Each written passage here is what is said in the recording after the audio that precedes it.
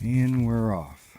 The beginning of hiking season, autumn 2017 and into the winter of 2018.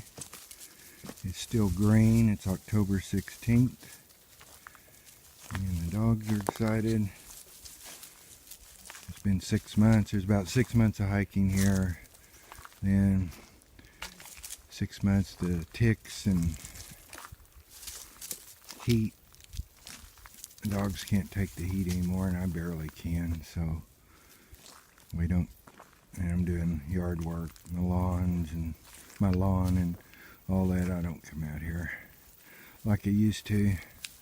So it's 6 months on, 6 months off.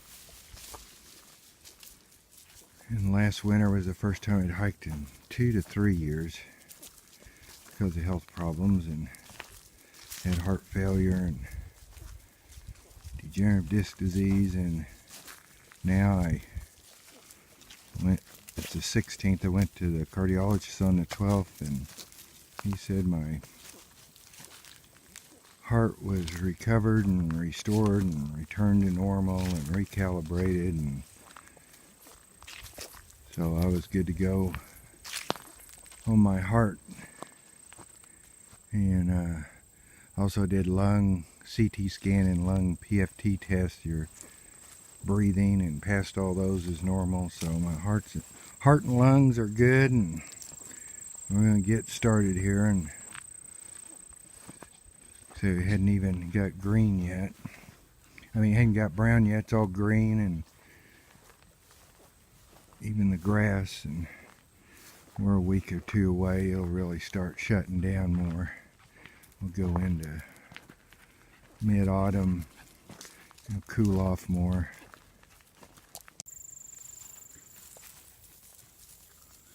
There's Eddie. He's happy. He found him something he's eating, chewing on. There's Sparky. He's first time in 6 months, Sparky. I have moderate enough weather to get out here. I wanted to show something. I got to thinking when I was putting these boots on. These boots, as you can see, well worn. I bought them in 1997 LL Bean to hike and climb the Rocky Mountains. And I bought them about, I don't know, February, March 97 for that summer season of hiking and climbing. And I've had them over 20 years. I've tried some others but didn't like them. Always went back to these. I have a winter pair that are lined, but I don't use them much here. Rarely in Oklahoma. Maybe it's snow on the ground or something. And so I've been hiking these 20 years. I know in the early, those in the 90s and in late 90s and into the 2000s, I was hiking over 100 miles a year in the Rockies. And then cut down some, but I was still out here a lot. And I think I know I hiked hundreds of miles out here. And especially doing bird species surveys. What is it, Eddie? So, if I averaged 100 miles a year for 20 years, obviously, that'd be 2,000 miles, and I did not do that. 100 miles a year average would be 1,000. I mean, 50 miles a year would be 1,000, so. And I know I've averaged that because we put in, I say we, me and I had a white lab, Sammy girl, who unfortunately died in March 29, 2015. We spent a lot of time out here. And so I think I've easily averaged 50. So in 20 years, these boots have over 1,000 miles on them. And they're still going. They still work. They do work just fine. So I thought of that, putting them on this morning, sitting on the bed, putting them on. I've had these boots 20 years. I've been hiking in them. So anyway, here we go again with these boots. They may last my whole life. Well, we made it back to the lake. And that white out there is pelicans on a little island. They're back. They overwinter here. They're back. And Sparky's heading to that water. Eddie, there's the water. Boy, Eddie's hot. Eddie has health problems.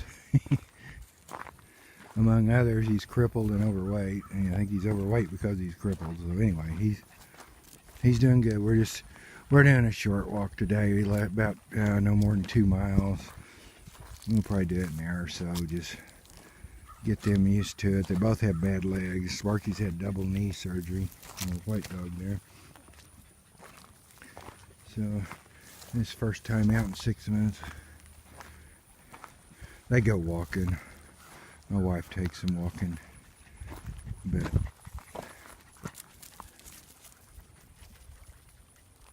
boy, Eddie's heading that water. There's my dogs with the pelicans in the background.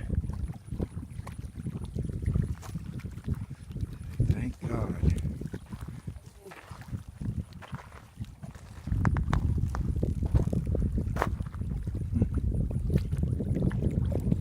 I have some philosophy videos in a playlist on my channel, The Universes of Virtual Reality.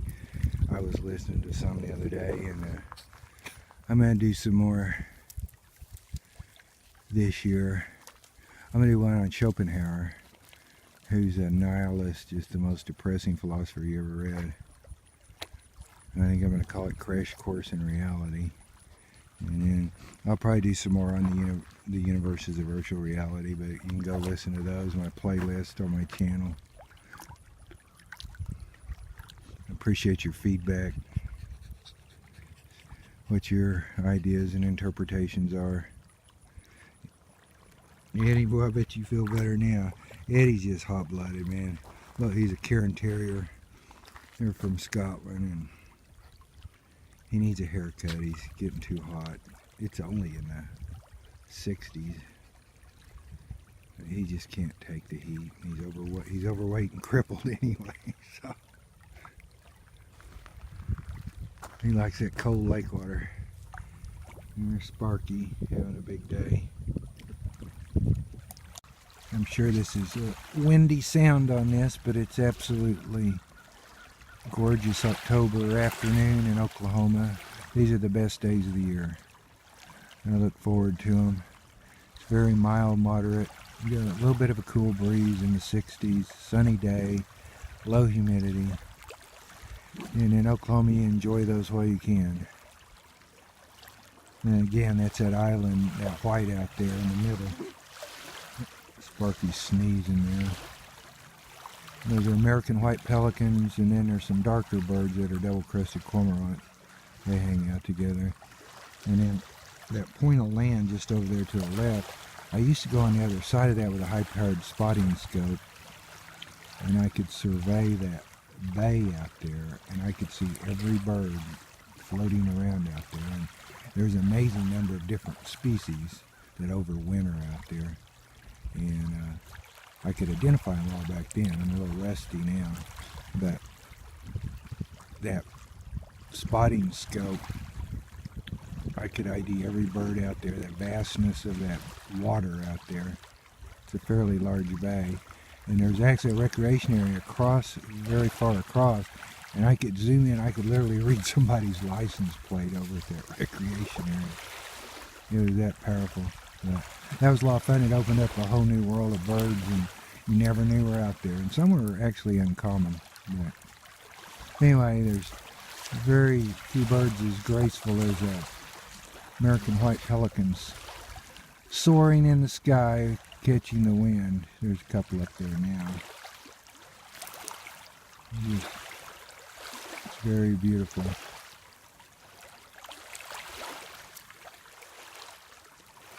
And the wind blowing in here, and the waves lapping up on this sandy rock shore.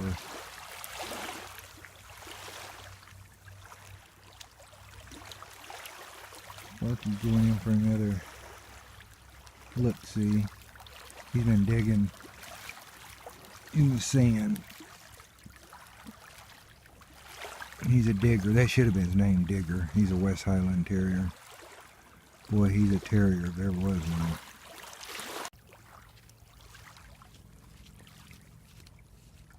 And now the breeze has slowed down. Boy, it's just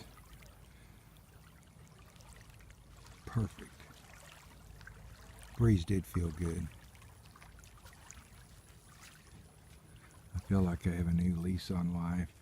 The cardiologist, he was more joking, but he said, you probably got another 20, 30 years now. I'm 62, so I'm 20 maybe.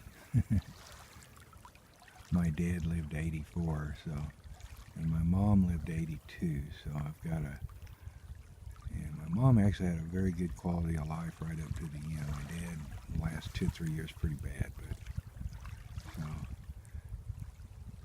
going from a near-death experience, actually several times I thought I was getting ready to have a near-death experience.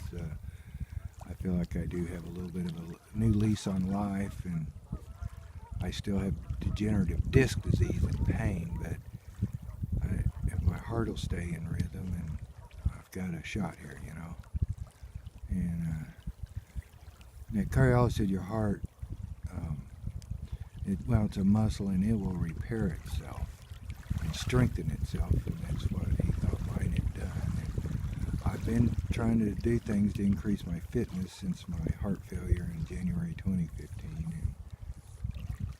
And then even before that, I stayed in shape for years. I mean, I was always in shape. And so I'd like to attribute it to at least I made an effort for many years to stay in shape, and then I've made an effort since the heart failure to rally. And I was telling a friend I also like to think I do some meditation. I try to shift my consciousness. I like to think that it maybe had something to do with it. It may not, but I like to think it. And also that I could see a little bit of humor in all this and laugh about it. You know, it does get depressing, but sometimes you just gotta laugh. And also I felt like, especially after that near-death experience, I did have I don't know if I do now, but I did then. I had an acceptance of death. I was ready to leave this world. And like, whatever. So those various factors or variables I like to think all that had something to do with it. Who knows? It was genetics that got me into this. My dad had heart problems, and my mother's family didn't have heart problems, so maybe it was their side DNA that maybe helped me rally. I don't know. But anyway, I do feel like I have a new lease on life, and I'm going to try to make the most of it.